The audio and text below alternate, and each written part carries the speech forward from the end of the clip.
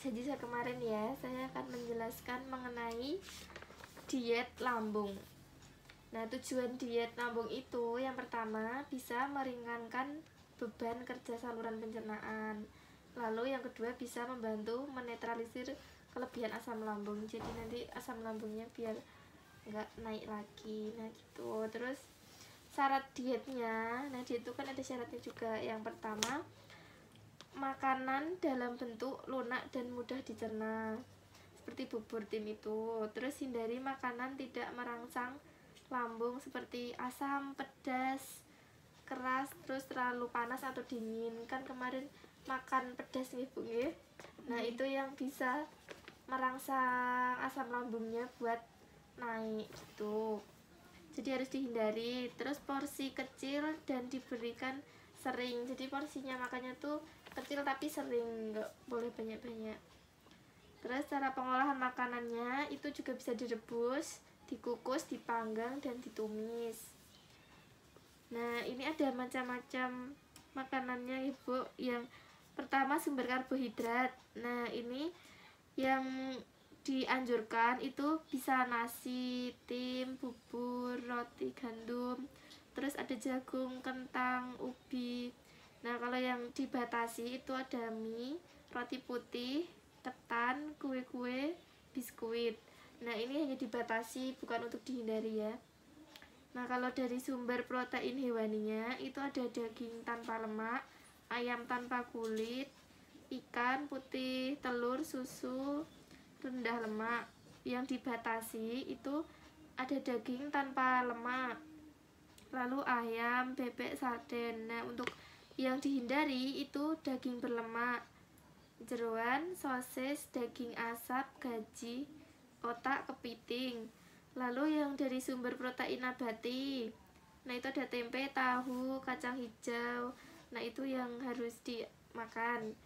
Kemudian yang dibatasi itu ada kacang tanah, kacang Bogor. Nah kalau yang dihindari itu kacang merah, oncom, sama kacang mente. Nah itu harus dihindari ya. Nah untuk sayuran dan buah-buahannya itu sayuran yang tidak menimbulkan gas ya, seperti bayam, buncis. Nah itu sangat dianjurkan. Lalu buah-buahannya itu bisa jeruk, apel, pepaya. Pepaya kan mudah gitu nggih disari.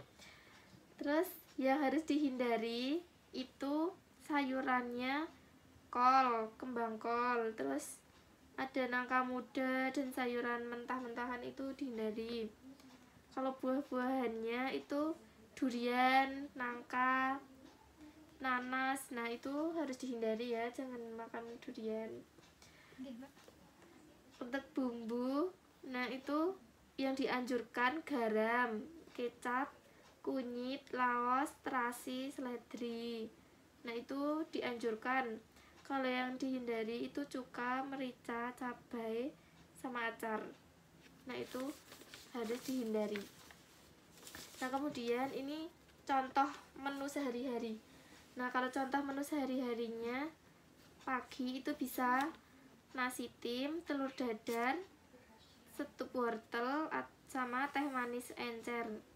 Nah kalau ada selingannya juga bisa, itu bisa snack, biskuit, susu rendah lemak gitu bisa. Nah nanti siangnya bisa nasi tim, sumur daging, tim tahu, sayur bening, sama pepaya.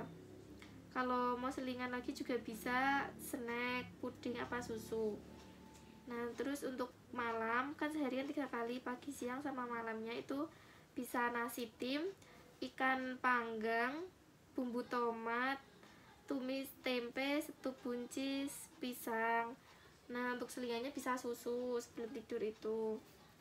Nah terus ini ada pembagian makanan sehari-harinya. Nah ini bisa ditulis sendiri mau yang apa makanannya. Ya, apakah Ibu sudah paham yang saya jelaskan? Insya Allah Mbak. Ada yang mau ditanyakan mboten Bu? Mboten lah.